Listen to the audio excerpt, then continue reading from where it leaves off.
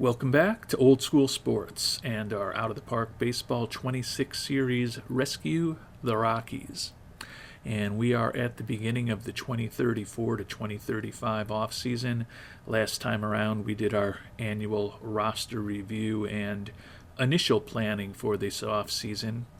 And this time around, we are going to take a look at some of our former players, take a look at some of the top prospects in all of baseball, take a look at the top prospects in our organization, and then ultimately start making some decisions on how this offseason is going to go for these Rockies. We are looking to set ourselves up for a three-peat next year after winning the last two World Series titles. So clearly some of these decisions are going to be important on that front. And we've got a lot of money potentially available with three very important players. First baseman, third baseman Colt Keith, designated hitter / corner outfielder Gus Nieves, and the injured former number 3 starter of ours, Dylan Jordan, all set to hit free agency in a few weeks. And we have made one trade since the last episode. I don't think one of the guys who was a centerpiece of this trade is going to shock anybody. Trent Clausen, a former first-round pick of ours out of Oregon State, has developed into a fourth or fifth outfielder type who's really playable primarily against left-handed pitching, i.e. 150 to 200 at-bats a year, set to make over $3 million in arbitration next year. And given the depth of young and cheap outfielders we have within our organization, and the fact that although he's playing primarily against left-handed batters, his overall numbers have been disappointing given that he's so bad against right-handed pitchers, playing against left-handed pitchers. I think I said that wrong. That moving on from Clausen made sense to me to open up a bit more money for free agency this year. We also had to include minor league pitcher Omar Miramontes, almost 25 years old, low baseball IQ and outspoken, but certainly still potential to develop into an interesting pitcher. I obviously just don't think he's going to get there, given that he's almost 25 years old with the low baseball IQ, but certainly a fair amount of untapped potential for Miramontes. We also included 21-year-old infielder Gabriel James, not a big-time prospect in any way, and then minor league outfielder Josh McNeil, who had progressed to AAA last year, combined for 30 home runs last year between AA and AAA, but not really a big-time hitting prospect, but a interesting-looking switch hitter who was a sixth-round pick of ours several years ago. What we got in return, probably not worth it just from a pure baseball perspective, but again, we were getting rid of guys, in the case of Clausen, that was too expensive for what he was, and guys like Miramontes and McNeil, who I don't think were ever going to have a prominent role on our team, for a guy who can take over as our backup catcher. I mentioned last episode that with our starting catcher, Mike Girard, going to miss probably most of the first half of next year, and Boone and Teal as the two other catchers on our 40-man roster, thought that was an area we could potentially upgrade, and the Yankees traded us Nate Harris, good defensive catcher, and he looks like he has a competent bat. Hit just 208 in 24 at-bats when he made his debut with the Yankees, but did have a couple of solo homers among those hits. So he was a league average player, was above average in terms of his WRC+, admittedly a tiny sample size. Don't think the soon-to-be 26-year-old Harris is a big-time player. I think his future is as a backup catcher, but given that really good blocking rating and slightly above average framing, think he can be a small upgrade for us over Boone and Teal, given that both of those guys just had bats that are not really major league quality, while Harris looks like he can probably hold his own against major league pitching. So view that as a potential upgrade for our starting catcher for the first half of next year, and then ultimately for our backup catcher behind Gerard for at least the next 2 or 3 years. At some point when Harris starts getting into his arbitration years, he'll probably become too expensive to be a backup catcher for us, but we will worry about that when it is the appropriate time to worry about that.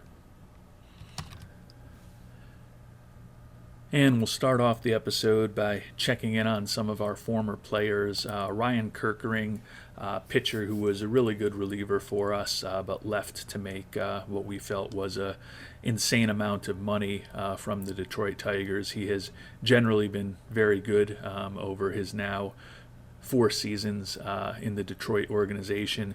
Put up a 1.75 earned run average over 61 and 2/3 innings last year, 1.7 WAR. He has remained a very productive relief pitcher. He'll be turning 34 early next year. Few former players to check in on. Adael Amador is going to be a free agent once again. He's a guy who was making, in our mind, too much money when we let him leave as a free agent a few years ago. He has remained a reasonably productive offensive player over the past few years, although his offensive production dipped to about 10% below average this past year. Still a 2.3 WAR, and he did have a 5.3 WAR for the Yankees a year ago. So a versatile defensive player who still draws a good amount of walks and is useful. Switch hitting infielder, certainly still a good major league player, but not someone that we're lamenting losing out on all that much, given that we've won a couple of World Series championships since he left. Jordan Contreras is the answer to a couple of questions. Most recently, he's an answer to the question. He was in that package a year ago that we traded away for the center fielder, Anthony Pack Jr. He's also an answer to a question that was asked in response to the last episode when we talked, or maybe 2 episodes ago now, when we talked about the outstanding player, Jose Estran, for the White Sox organization. Contreras is a guy that we made a $5.7 million offer to back in early 2028. We decided to chase P. Vidi Contreras rather than Jose Estran. Estran has developed into one of the top hitters in baseball. Whereas Contreras this past year with Chicago is a rookie, hit .230 in 574 at-bats, is a reasonably well below average offensive player. Did steal 53 bases and did put up a 1.3 WAR, so certainly good value for a minimum player. Interesting that Washington, the team that we traded him to just about a year ago, let him leave for the Cubs in the Rule 5 draft. Marcelo Meyer, long-term middle infielder for us, left as a free agent this past offseason.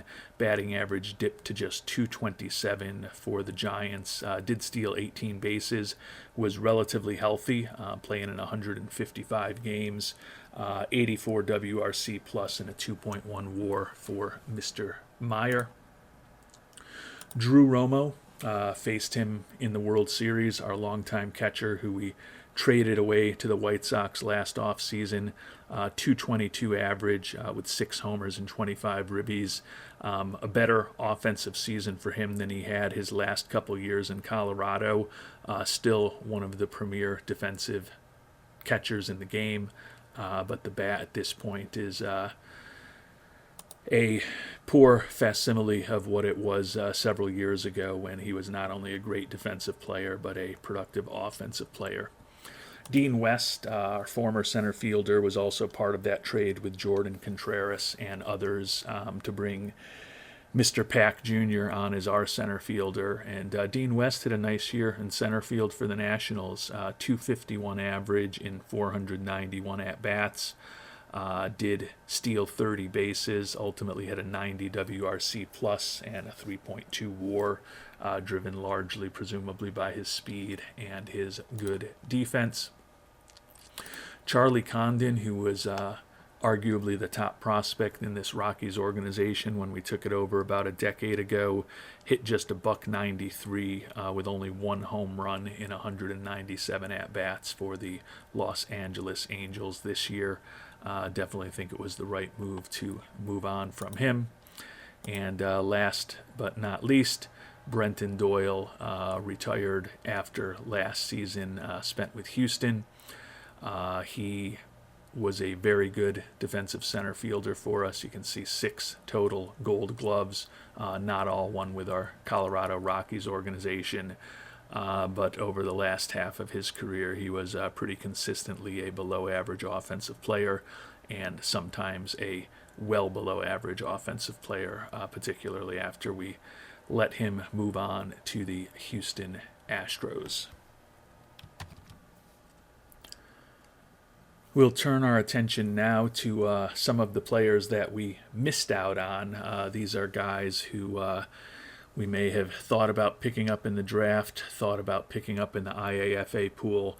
In some cases, they're players that members of the Worldwide Scouting Department were incredibly high on, and we chose to go in a different direction. So in the interest of full and fair disclosure, want to be able to be honest about the moves that we made that were good and the moves that we made that ended up not being as good, like the one we talked about earlier involving Jose Estran. Catcher Franklin Rivera, 18-year-old IAFA signing in 2033, viewed as the number 2 prospect in all of baseball, obviously driven by his bat. Combined for 6 home runs and 51 ribbies this year in 187 at-bats between rookie ball and A-ball for the Pirates organization. Still think he could draw an insane amount of walks. You can see he walked 74 times in just 54 minor league games this year. Question for me is always how often is he going to strike out? Struck out 68 times this year in 54 games at those lower levels, and how good his defense is really going to be as a catcher. David Morales, center fielder, who was an IAFA signing back in 2031, number 68 prospect in baseball. Almost 21 years old now, and for whatever reason, he has been trapped in rookie ball in the Giants organization for the last 2 years, even though he hit .311 in his introduction to A-ball back in 2032. Don't really know what they need to see from him. He hit .504 this year in the Giants organization in rookie ball. Looks like they promoted him to the California League now, but it seems like they're certainly taking their sweet time with Mr. Morales. Daniel Roberts is a guy we really liked and several members of the Worldwide Scouting Department really liked in this past draft. We were hoping that Grunting Jim would fall to us with our second-round pick, our 3rd pick overall in the draft. Unfortunately, that was not the case. He has been signed by the Cardinals organization, signed to their FCL team, but has not actually started playing games in his professional career. Omar Gallo, international free agent signing from 2030, hit .260 with 27 doubles, 4 triples, 13 homers in high A-ball this past year. Was actually still a slightly below replacement level player with those numbers. Still remains a below average offensive player, which is what he's been the last couple of years in A and high A. Still think there's some potential here. Still not quite 22 years old, so definitely time for him to realize some of that potential, but probably needs to get going relatively soon. Brad Simons is another guy who we hoped might fall to us in the second round of this year's draft. Did go in the second round, but unfortunately before our pick. Interestingly, the Phillies organization let him play in the draft league, and then when that was over, they didn't assign him to A-ball, where he could get a little action this year, which is a bit surprising for a 22-year-old out of college. But it looks like he'll be starting his career next year in the FCL. Matt Arnold, second round pick a year ago in 2033. We're very intrigued by his defense. Still looks like his bat could be decent, but he's 23 years old. Split the year between A ball and double A. Was close to a league average player in 117 double A at bats for the Altoona Curve. No question about his defense. The question is, at 23 years old, is he going to be able to realize, maybe about half of this untapped potential and get to the point where he's got a respectable major league bat? Left fielder Ryan Westcott,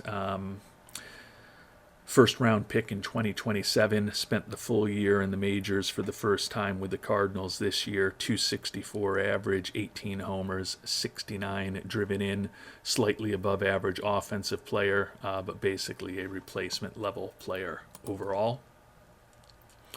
Jose Ibarra, center fielder, number 56 prospect in baseball.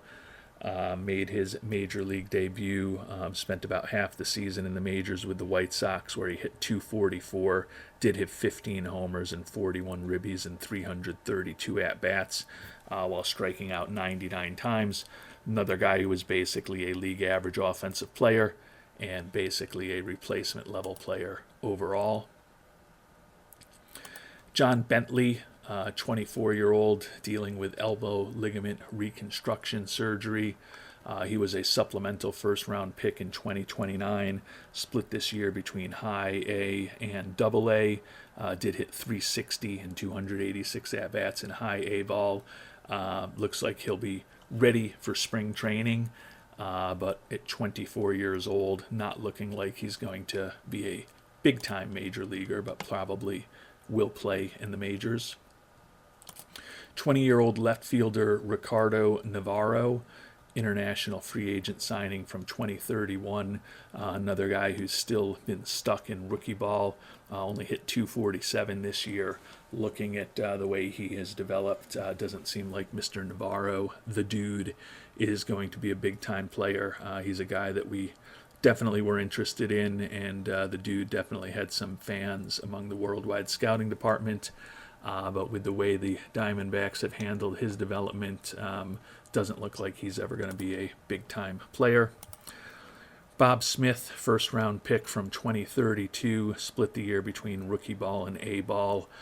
Kind of a weird assignment for a guy who's 24 years old at this point, but maybe not all that weird, given that he hit just 228 in rookie ball and a buck 60 in A ball.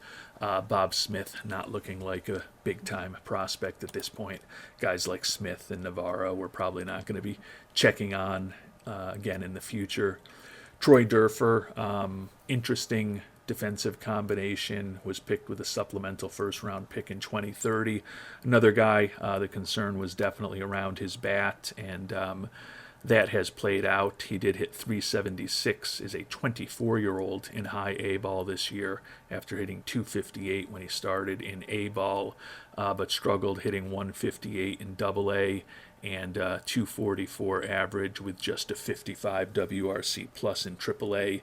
Unfortunately, doesn't look like Dufer, despite the interesting glove that he has and some positive personality traits with that high loyalty and work ethic, is ever going to come close to hitting enough to be an important major league player. We'll turn now to some interesting pitching prospects. Tim Knox, another guy that we were hoping might fall to us with our second-round pick in this year's draft. Number 48 prospect in baseball. Played in the draft league and then did pitch 9 games in high A ball with a 1.04 ERA. And he pitched a scoreless inning in AAA for the Seattle Mariners organization. Still certainly looks like he could be a very interesting pitcher, although he's in the early innings of his journey towards the major leagues.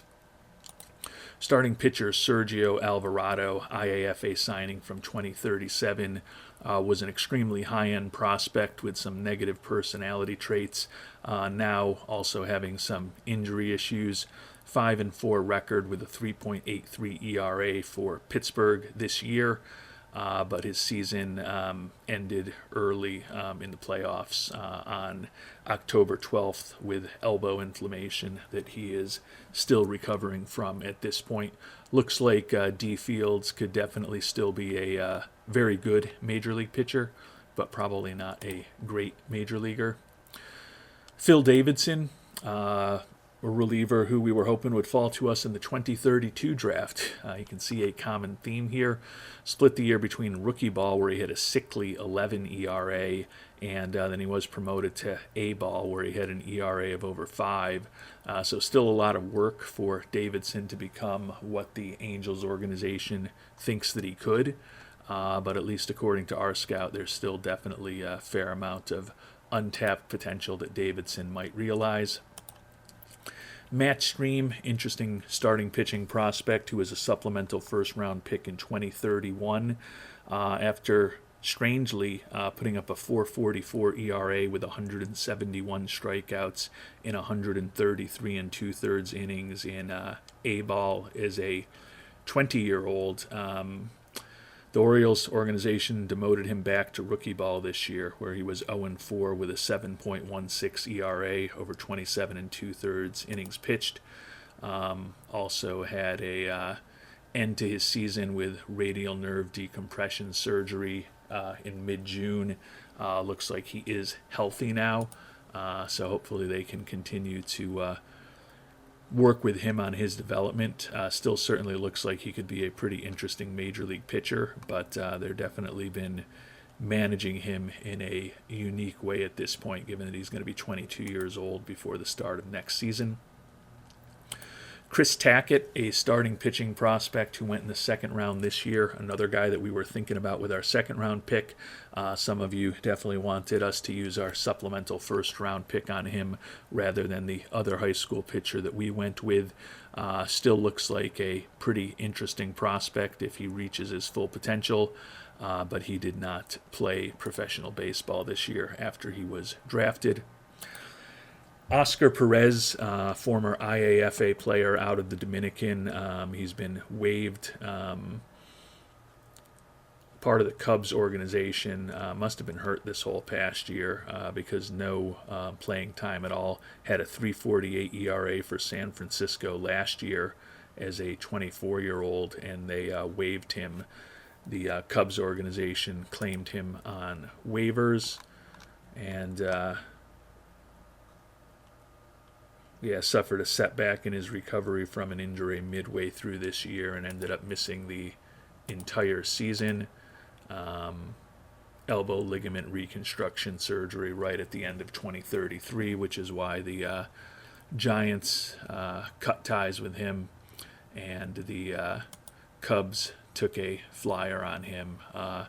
Looks like he could still be a useful major league pitcher, but probably not a great one. And at 25 years old, hard to imagine he's going to ever develop the stamina to be a starting pitcher in Major League Baseball. So probably a good move that we did not bring out the GIMP, because his career has been a bit of a disappointment. Last but not least, or I guess possibly least when we're looking at the ceiling of these players, soon to be 23-year-old Victor Esquivel. Played this past year in high A ball with a 3.81 ERA, struck out almost 14 batters per 9 innings, so very productive, but he's, as I said, almost 23 years old.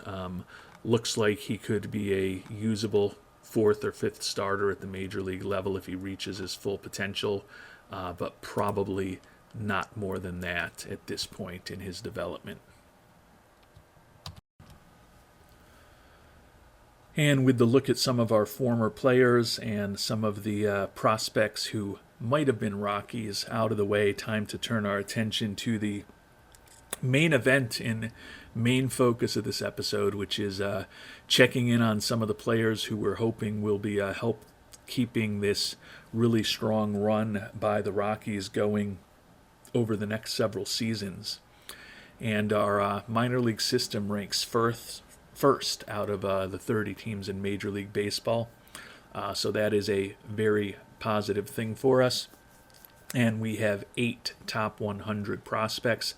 led by starting pitcher Jeff Colson. We picked him in the first round back in 2032. He's viewed as the number 10 prospect in baseball. He has not been good in rookie ball these first couple seasons of his major league career. Is 20 years old now, and looks like he should be able to hold his own in Class A in the California League. Really like the fact that he could have a very impressive arsenal of up to 6 pitches if everything works out for him. We're going to have him almost certainly in the development lab this upcoming off season, and hope that he can continue to move forward. Carlos Davila, who was our IAFA focus this past offseason, the number 18 prospect in baseball, hit .373 as a 17-year-old in the Dominican League, an OPS of over 1,100. Fantastic season for him. Could conceivably begin next season in the ACL. The question is whether we would return him to the DSL after the end of that ACL season, or perhaps promote him to the California League. At 17 years old, doesn't look quite ready for A-ball yet. He's a guy who, right now, to the chagrin of multiple members of the Worldwide Scouting Department, we don't have in the development lab. Haven't made any final decisions yet, but historically, I just haven't done well in the development lab with 17 years old players. Teenagers in general I've struggled with. I admit that I haven't spent a lot of time experimenting with the development lab in OOTP 26, since I've primarily just been playing this series with the 8 slots that we allow our team to use. So it's possible that it's easier in this version of the game for teenagers to get successful results in the development lab, but that hasn't typically been my experience back in OOTP 25, so still a little bit reticent about using one of those precious spots on a teenager, even a teenager that is as important part of our future as we hope that Davila will be. Dan Patterson, former second-round pick from 2031, ranked as the number 27 prospect in baseball, 7-4 with an ERA of over 5 in A-ball this year, but we still promoted him to high A, where he went 6-4 with a 3.39 ERA. Struck out 10.5, 11 batters per 9 innings at both levels, was well above replacement level. Don't necessarily think that Patterson is going to be an ace, but he still seems like he is on a nice path to being a good, solid third or fourth starter type with a really good personality and influence in the clubhouse. If a second-round pick turns out being a third or fourth starter for you for a decade, could certainly do a lot worse than that. Joe Burke, 18-year-old fourth-round pick from this 2034 draft. He did not play for us, a high school player who was signed after the rookie league season for the ACL was over. Honestly, can't really understand why he's rated this highly. The OSA is obviously much higher on him than our scout is, but we used a fourth-round pick on him. Think there could be some value there going forward. It's not like we used a premium selection to bring him on board, but think that 34th ranking in all of baseball might be a bit high. Center fielder Phil Dingwell, first-round supplemental pick from back in 2030. Split the year between AA and AAA. Monster year at AA, 340 average with 14 homers and 66 ribbies and just over 300 at-bats. However, he did hit only 206 in 165 AAA at-bats. Probably needs a little more seasoning at AAA before he's ready for the majors, but still think he could be a solid defensive outfielder with a plus bat if he reaches his full potential. Probably not a great player, but a very useful player potentially. Mike Castro, another outfielder, first-round pick just a few months ago in 2034. Played him every level throughout the organization, and he hit 353 in 51 AAA at-bats for us. Similar to Dingwell, might not quite be ready for the majors at this point, but both Dingwell and Castro will be spending some time in the development lab this offseason, which hopefully could make them even stronger contenders to make the 26-man roster out of spring training in 2035. Mike Witherspoon, supplemental first-round pick this year. This is the guy who we went with rather than those 4 guys that I talked about when we were looking at players from other organizations. Still think the youngster has a very high ceiling, but he's not even 18 years old yet. Has a lot of development to go. Definitely tempted by his ceiling, but given his youth and just where he is in terms of his development, he had a lower floor than some of the guys that we did pass up on to bring Witherspoon on board with our supplemental first-round pick. Final top 100 prospect is a scouting discovery from back in 2029. Kikaku Kawakami spent this year in A-ball. 9-6 record with a 4.68 ERA, a 2.3 WAR. Another guy who looks like he could be a good, solid major league pitcher if he reaches his full potential. 22 years old, definitely time though to start turning some of those current ratings into higher numbers that are closer to his full potential. And in addition to those 8 top 100 prospects, we've got 4 other guys ranked between number 101 and 200. Catcher Brad Bazell, who we picked in the 6th round this year. Another guy waiting to begin his professional career in the ACL next year.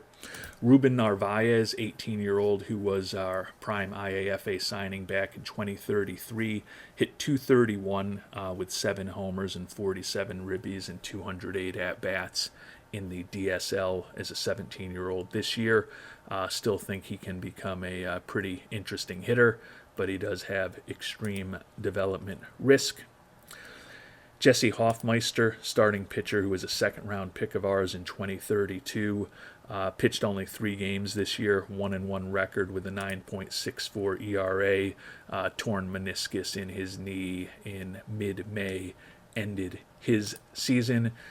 Still think he could have absolutely filthy stuff with a potentially imposing 5-pitch arsenal and great stamina if he fully develops. But he's got a lot of work as a 21-year-old at this point to get to full development. Manuel Torres is a guy who's closer to being able to help us. Spent the whole year in Double-A Hartford, where he hit .340 with 28 homers and 101 ribbies. The 23-year-old looks like he could have a usable major league bat. Really good influence in the clubhouse. The issue is he doesn't have any position that he plays incredibly proficiently except for first base, and I don't know that his bat is ultimately going to be worthy of a slot at first base. Few other prospects we'll talk about. These are guys that we've spent some time talking about in previous years. Johnny Castillo, IAFA signing from 2032, split the year between the DSL and the ACL. Very productive in the DSL, not so much in the ACL. 20 years old now. Possible that we would start him off in the ACL next year, but clearly the hope would be that at some point relatively soon we can get him to the A California League. It honestly looks like he's ready to perform there, even though he was not particularly good in the ACL earlier this year. Melvin Reyes, closer prospect, IAFA signing in 2031, had a 2.30 ERA in A-ball for us this year, was 20 years old for most of that season. Reyes is a guy who still looks like he could be a very imposing closer if he reaches his full potential, and could, if everything goes well, possibly be fighting for a September call-up next year.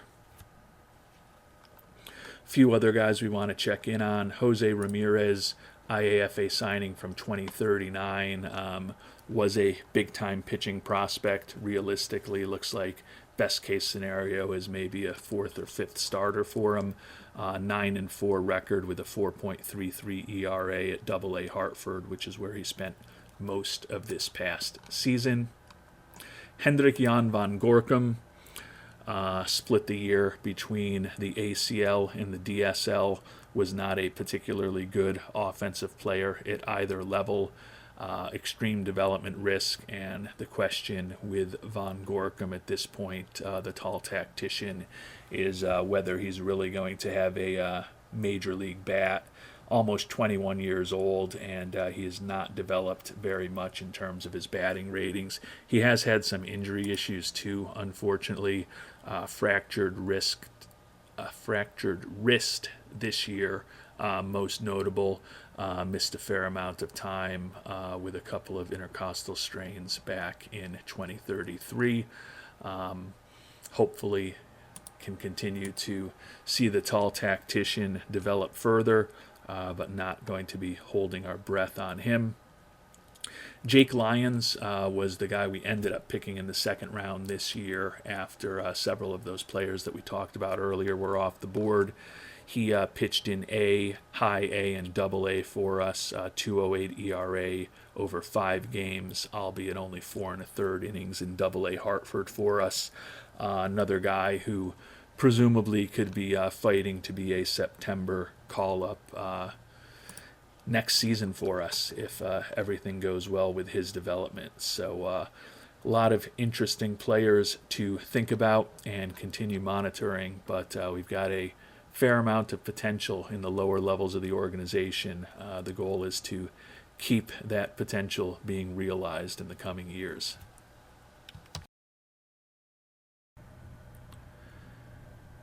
And with our roster review complete in the last episode and the discussion of our farm system now complete, we're at the point where it's time to start making some decisions and moving on with this offseason. You can see with the trade away of Clausen, we have made either arbitration eligible extensions or longer extension offers to every arbitration eligible player except for the injured Jackson Peavy. Can't trade him away given the injury, but we're not going to make an offer to him. Free agents, as we've talked about, the big three, Jordan, Keith, and Nieves. Keith is definitely gone. We've already made an offer to Bryce Rayner. The big decisions are what to do with Dylan Jordan and what to do with Gus Nieves. Before we finally start trying to make some decisions there, though, we'll put a bow on the development lab. I think the most controversial feedback I've gotten has been the fact that Carlos Davila, clearly one of the top prospects in our organization, is not in the development lab. Both Not My Four-Ply and Sam Conkle would prefer that he be in there. I can't argue with the logic. I think I'd prefer that he be in there as well. With 8 slots that we're using, face some tough decisions, and honestly what this comes down to is I haven't had a lot of success in past versions of the game, as I said, with teenagers in the development lab. The suggestion was made to move Adonis Valer out. I think that is who I would be inclined to move out from this list. But Valer, working on his secondary pitch improvement, we think there's a big opportunity to improve that circle change and ultimately his stuff. He's 24 years old. He's a guy that we've made a long-term extension to right now. So although he is a reliever, I think there's a decent chance of success with him in the lab.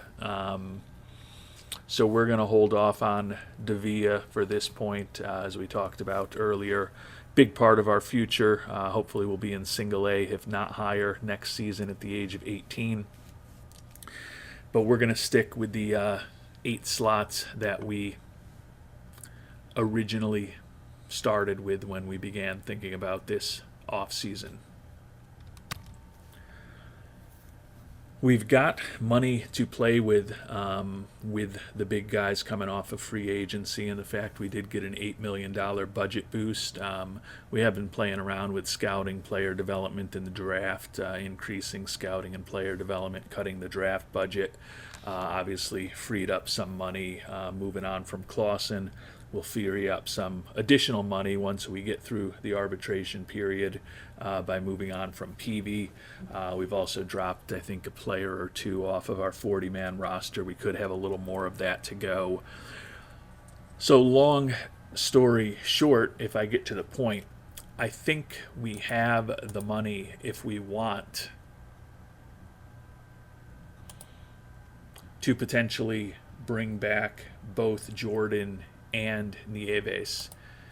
As we talked about, 4 top-end starting pitchers available, other than Paul Skeens. All are coming off of injuries. My thought with Jordan, he's normal injury proneness. Obviously, elbow ligament reconstruction surgery, a very significant issue for a pitcher. But he had been a pretty consistent guy who, other than missing a random start or two, had pretty good health through the first 5+ seasons of his major league career. The price he's looking for now coming off of this injury is less than it was before.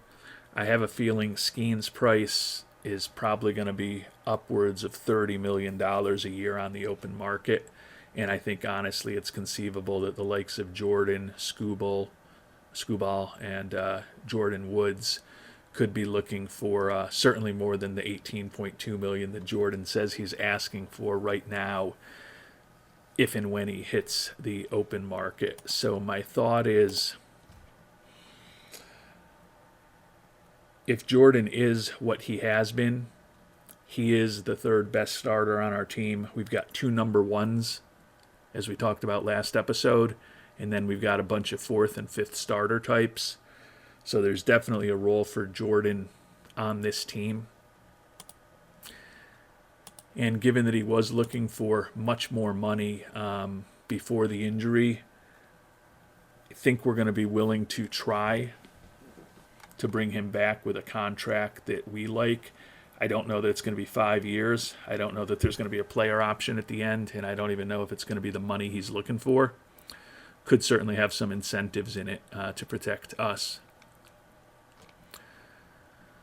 But didn't get a ton of feedback on Jordan. YME943 felt like it might be the right way to go, and I think I agree with him. Jordan, as I noted, looking for 5 years, $18.2 million average with a player option for the final season. We're offering him 4 years, $16 million average with a team option for the 3rd, and then a player option for the 4th. Lowered the 160 inning bonus a bit, increased the potential Cy Young and All-Star bonuses. We're fine promising a spot in the starting rotation, given that we envision him as our number 3 starter. I think this would be a pretty attractive way for us to bring him back. Basically only 2 years guaranteed, so if he's a disaster health-wise or skill-wise following the injury, we're not crippling ourselves for the long term. I think the question is whether he'll be interested in going for this structure. And looks like he's pretty insistent on the terms that he wants. Everything back to his terms and conditions. 5-year player option at the end. Wants the higher bonus for the innings. And he's looking for an even higher average over those 5 years. I might hit him with a little more money. Might even give him the 5 years as long as there's some team options involved before the player option. I don't think he goes for this. We're keeping the bonuses the way that he wanted, guaranteeing him the role in the rotation, but we're back to the structure we wanted. 4 years with a team option for the 3rd season. We have increased the average value of the contract to $18 million a year, with 20 for those potential 3rd and 4th years. But still, we can get out of it after the second season. So I don't think we're going to have changed it materially enough for Jordan to be excited about what we're doing. And he just wants more and more money at this point.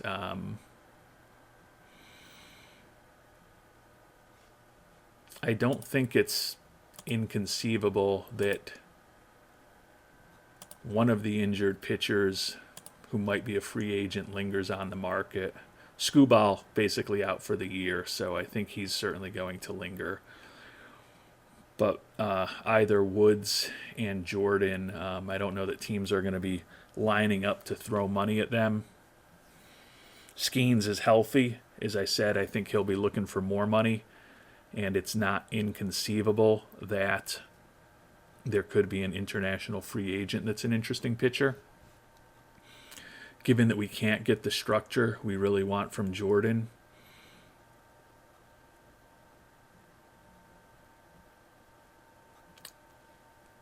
I think we're patient. The extreme ground ball tendencies, the ground ball pitcher type, his ability to keep the ball in the park have all been assets to him here with us in Colorado. But there's definitely risk in a pitcher who's going to be 30 next year, who's missed an entire year with elbow ligament reconstruction surgery, that I don't want to put ourselves in a situation where we're guaranteeing him 4 years into his mid-30s without any real outs for us. So at least for the time being, while we're still maybe thinking about maybe making another run at Jordan, we'll pivot our attention to Gus Pex Nieves. You can say a lot of negative things about Pex Nieves. Not great in the clubhouse, not great defensively, not a lot of speed, can't bunt. But he is a switch hitter who is an incredible major league hitter. In 7 major league seasons, he's hit over 300 homers, over 800 ribbies, put up a 145 WRC plus, led the league in home runs and ribbies 4 out of his 7 years in the majors, won an MVP and a Rookie of the Year in 2028. Switch hitter, monster against right-handed pitching. Still knocks the ball out of the park against left-handed pitching, but certainly not as good against lefties as he is against righties. Variety of opinions on him in bringing him back. He's asking right now for 4 years at a little over $25 a year with a no-trade clause and a player option for that 4th season when he's 37. Holdor has recently been the most effusive in wanting to bring Pex Nieves back. Gotten feedback from the likes of Ben Anderson, Wyme943, Sir Valerian, and almost scientific history clips that maybe try to bring him back, but on our terms, and in general, those 4 all pushing towards a very short contract if possible. And then the likes of NS1, CLRK, Nichols F, and Kevin McDowell all kind of just think it's time to move on and perhaps turn things over to the youth movement in the outfield. I feel like Nieves is better than the options we have in AAA for certainly next season and possibly the year after that. And we potentially have the money to bring him back, especially if we're not going to use it on Jordan. I think we're in a similar position with Nieves that we are with Jordan. If I can make him an offer that is the terms and conditions that I want and he's willing to accept it, I'm fine trying to bring him back, but it's going to be a contract with a lot of flexibility for us, which I don't think he's going to go for. And we're going to try to structure it our way. We're willing to give him $26 million a year, which is higher average annual value than he's looking for, but only for 3 years with a team option after the first season. So could just be a 1 year, $28.6 million contract. We do have the player option for the third year, so we are potentially, it's a 1 year contract or it's likely a 3 year contract. Keeping in the no trade clause since it's really potentially only a 1 year deal for us, keeping in the bonuses that he's looking for. It's all going to come down to structure. As I noted, he wanted 4 years with a player option for the fourth, no team options in between. We're giving him the money he wants. We're giving him the options and incentives that he wants. I guess we're not giving him the, we're taking an option from him with the team option we put in there in the second season. We'll see what Pex thinks. Yeah, he wants 4 years with a player option for that final season. Asking for a little bit more money now.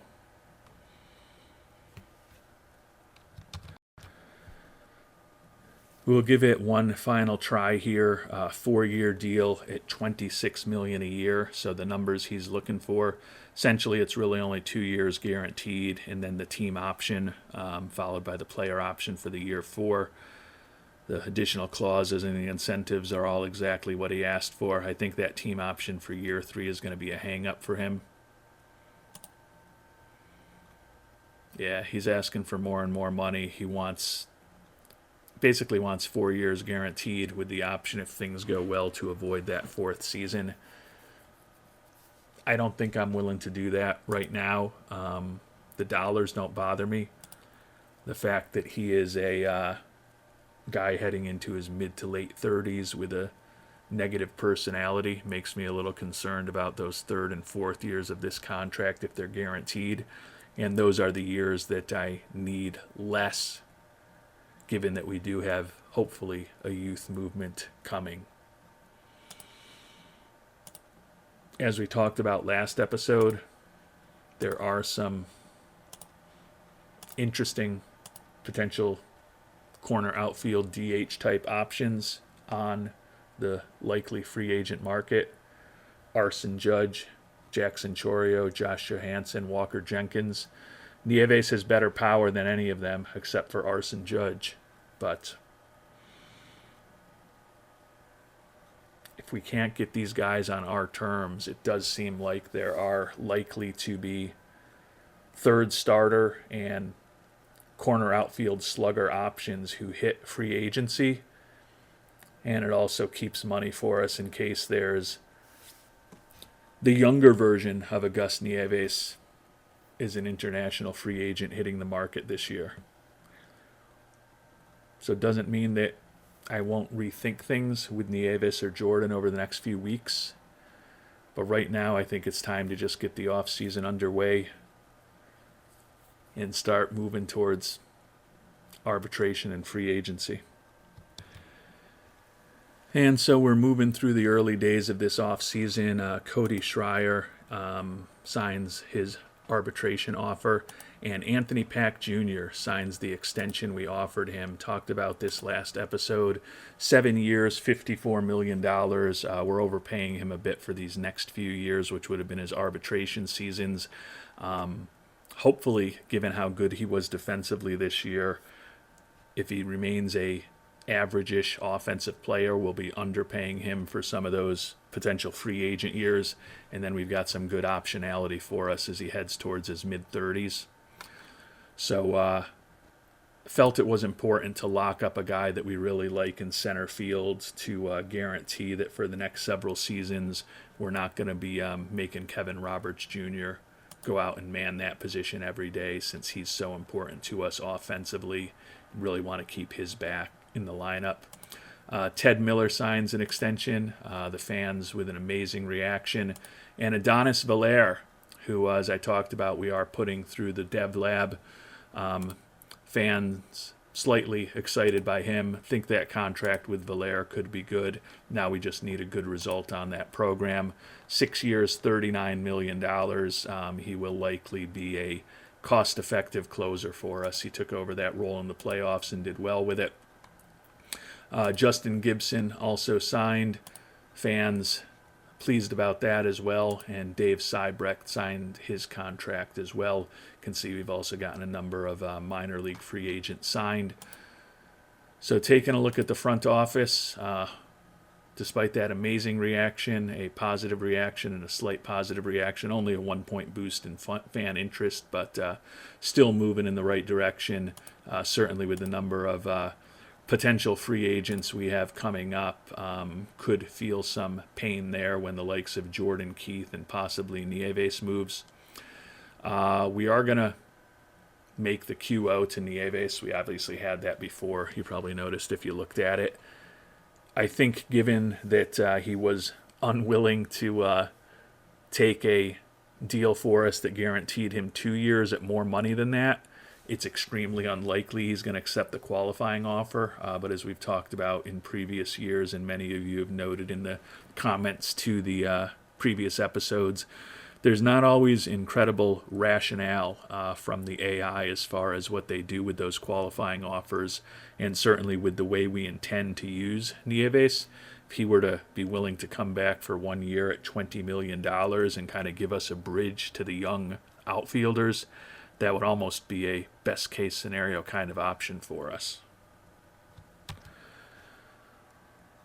Jordan, looking for less money. I guess there is an argument we've got enough money to try to use him as a bridge for $20 million next year.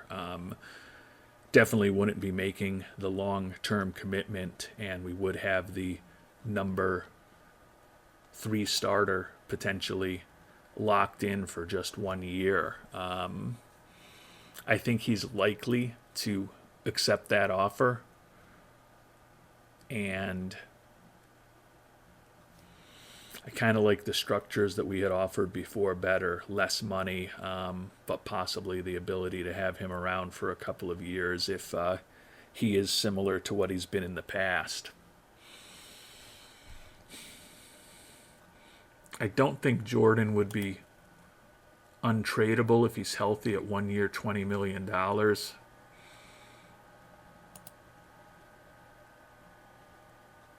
I think I'm going to submit the QO to him as well. I think Nieves declines, but I think there's a chance that Jordan accepts. It's more money than we want for next year. I don't know how sophisticated the AI is, and that if he knows that he's going to be a total disaster in terms of his ratings, that he's more likely to accept that. But if we're going to lose these guys, I'd like to get something for them. And thus far, they haven't seemed inclined to sign for multiple years with a contract that's structured the way we want it to be. And as we move forward, we've gotten Bryce Rayner signed as well. Talked about this contract last episode. Wrecked physically, made $1.45 million for us this year when we signed him as a free agent. Clearly can't count on him to be an everyday player for us, but he is a solid defensive player with a bat that's still useful at the major league level. Essentially, he'll be a left-handed utility infielder off the bench, and the numbers he was looking for, not crazy. $1.5 million this year. We've got a team option for the second season at 1.5, but then he's got a player option for the third year at 1.8. So conceivably, it really may be a 1 year, $1.65 million contract, but a little bit of optionality heading into 2036 for us with Mr. Rayner. And I think at this point, I'm kind of thinking we've tried to do a contract in the structure that we think is right for both Jordan and Nieves. They're not willing to do that. I think we're going to roll the dice on the QOs from both of them. Probably the best thing for our team would be if they both accepted the QOs. I don't think that's going to happen. But there is sometimes some weird behavior, as we talked about, with the way that AI players and their agents think about the qualifying offers, and having both of those guys with us next year without making long-term commitments wouldn't be the worst scenario for a team that is still win now. And if they both refuse the QOs, we'll get some draft compensation if they move on. And we can certainly compete to bring back one or both of those players, knowing exactly what the free agent class looks like. Probably will cost us more money, but it also lets us think about a broader opportunity set of guys to fill that hole in the number 3 starter for us, and to also fill the potential hole as a cleanup hitter for us, which we'd certainly miss if Nieves left. But I do think with the likes of Ryan Stone, Ted Miller, Kevin Roberts Jr., we've got plenty of guys capable of handling those 3, 4, 5 spots in the lineup next year, even without Nieves. Certainly the offense will be weaker without him, but as we've talked about, with that personality, that age, going to try to bring him back if we do, on our terms. And I think this award season is going to be busy for us. I think we've got a good chance of the young center fielder, well, not that young, but the center fielder that we just signed to an extension, Anthony Pack Jr., winning a Gold Glove for us. You can see here a couple of the guys that we've DFA'd off of the roster, so we don't have to guarantee him a contract next year. Danny Balthazar and the former IAFA pick Ramon Cantero. Trying to free up as much money as we can to ensure we've got as many options as possible. And we did have a Gold Glove winner this year, and it was exactly who we thought it would be, Anthony Pack Jr., as we touched on last episode, a ridiculous 26.2 zone rating and 1.117 defensive efficiency. He wins the first Gold Glove of his career. And as we talked about, the hope is that steals a lot of bases, plays some really good defense, good influence in the clubhouse, and hits enough to not be embarrassing as our center fielder for the next several seasons. And our old buddy Orion Kerkering, who we talked about right at the start of this episode, wins a split decision to win the AL Mariano Rivera Award. 39 saves and that 1.75 earned run average this year for Kerkering for the Detroit Tigers. He's now won a couple of Mariano Rivera Awards for the Tigers since he moved on from Colorado. And no Silver Sluggers for our Colorado Rockies this year, despite being second in the National League in runs scored. First baseman, would have thought that Ryan Stone was a strong candidate, but certainly Roberto Lemus from the Reds had a monster year. Corner outfield spots, Josh Miller, guess they picked him over Kevin Roberts Jr. in left field. When we think about right field and DH, that's where Gus Nieves and Ted Miller may have gotten some attention, but we won the award that really matters, and as we've talked about in previous episodes, pretty confident that we're going to be winning a Cy Young Award with Leo Martinez in a couple of days. And Toby Staveland, as he always does, the National League Manager of the Year. He's now won that 5 consecutive seasons. We've won the division title every one of those 5 seasons, and won 3 of the 5 World Series championships over those 5 years as well. And as expected, Leo Martinez wins the first Cy Young Award of his career, a unanimous selection, a monster season for our 24-year-old right-hander. 18-6 record with a 2.26 ERA and 219 strikeouts. You can see he led the league in a variety of more advanced statistical categories and put up easily the best WAR of 8.6 among pitchers. His teammate, Noah Schultz, we said we've got a 1 and 1A, 2 number 1 starters at the top of the rotation, and Schultz 17-7 with a 3.42 ERA and 217 strikeouts, finishes second in the voting this year. Yamamoto, who had won the last couple of Cy Young Awards over those 2 guys, finishes third. And the other big awards, another 24-year-old won the Cy Young Award in the American League. Carlos Camarillo, scouting discovery from back in 2026 with the Twins, 13-6 with a league best 3.14 ERA, 253 strikeouts, and 5.4 WAR among pitchers. He got 28 out of 30 first place votes. Your American League MVP, edging out Jose Estran, who we talked about earlier in this episode, and Connor Camo, the two-way player who we faced off in the World Series against both Estran and Camo. But David Guevara, 25-year-old first baseman for the Houston Astros, switch hitter who had a monster season, 337 average, led the league in batting, on-base percentage, slugging, OPS, and WRC+. Also led the league with 112 runs, 200 hits, 46 doubles, 38 homers, 108 ribbies. Monster old-school offensive season from the switch-hitting first baseman. Over in the National League, Roberto Lemus, who we talked about earlier, the first baseman for the Reds, led the league in runs and similar to the AL MVP in average on-base percentage, slugging, and OPS with a 179 WRC+. Also had 48 home runs and 129 runs batted in. Leo Martinez, our Cy Young Award winner, got 3 first-place votes, ultimately finished 5th in the voting. Gus Nieves and Kevin Roberts Jr., who missed the final month of the season with an injury as he was trying to win a 3rd straight MVP award, also got votes for our Rockies for MVP here in 2034.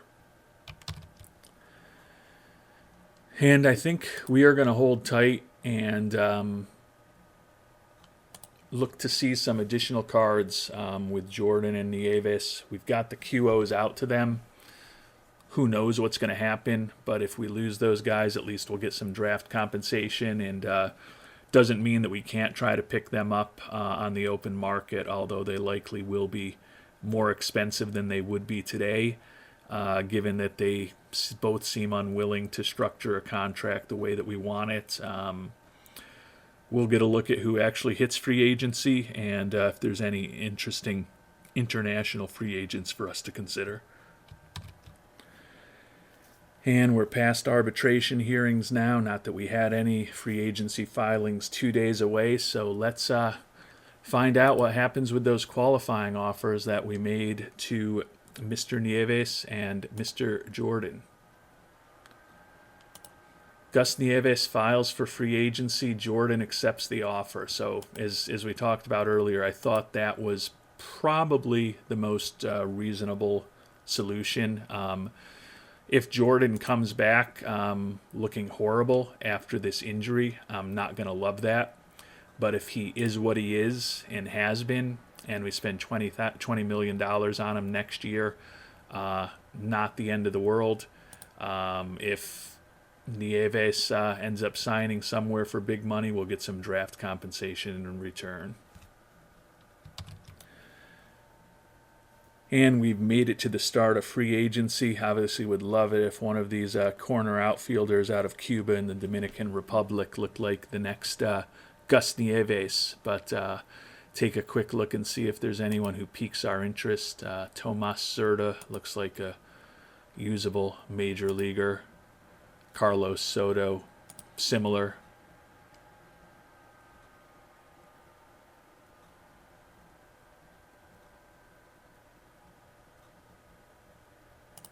Roberto Gascon, left fielder.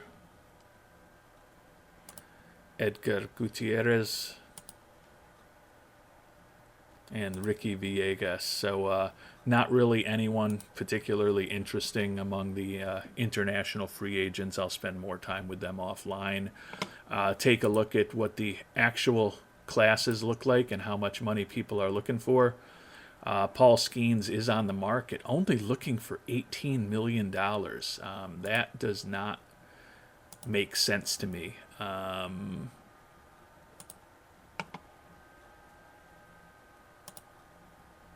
Don't love that he's a fly ball pitcher for us in Colorado. He is fragile physically, but Definitely was not expecting the number on Skeens to be that low. Scooball's going to miss most of the year, so the $9 million there isn't shocking. Hunter Brown looking for the most money of any of these pitchers at $20.5 million, but maybe there's just not a lot of money that other teams have because those demands don't seem crazy. I'm assuming the demands for some of those outfielders are going to be more significant. No doubt about that. Gus Nieves looking for $36 million on the open market. Jackson Chourio over $44 million. Josh Johansson and Walker Jenkins also looking in the low 30s. If we need a one-year designated hitter, Aaron Judge at $14.6 million could be a lot of fun in Colorado and probably can keep him somewhat healthy playing him at DH. I wouldn't hate bringing him on board for a year or two in Colorado as he chases Hank Aaron and Barry Bonds. He's passed everybody else with 720 career home runs.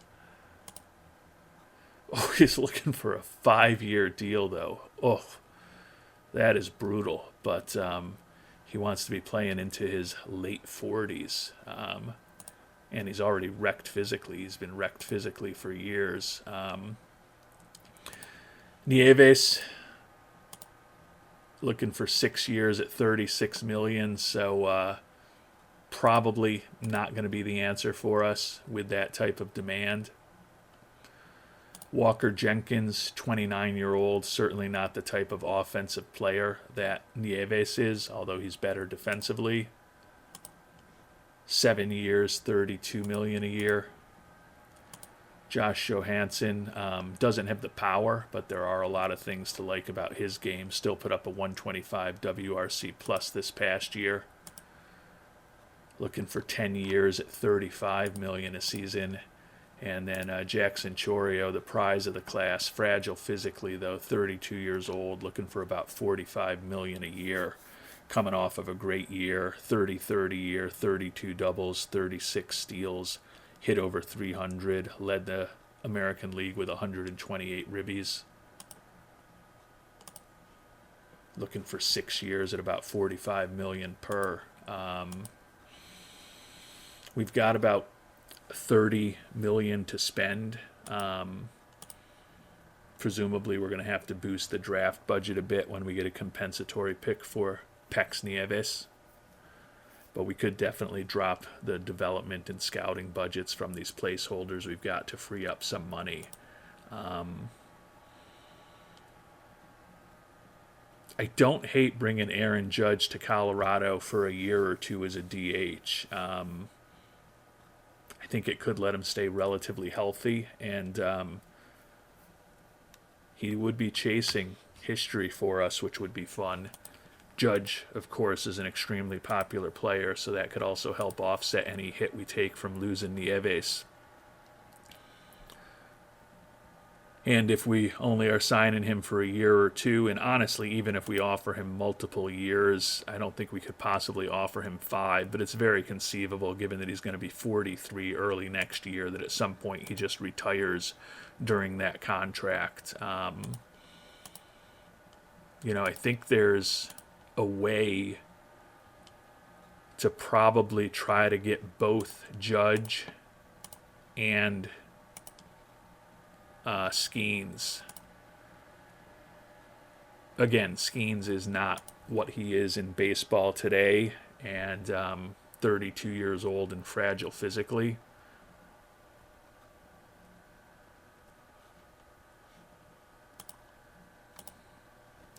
$5 years at $18 million a year with a player option at the end would be a really nice third starter for us, but would certainly be expensive.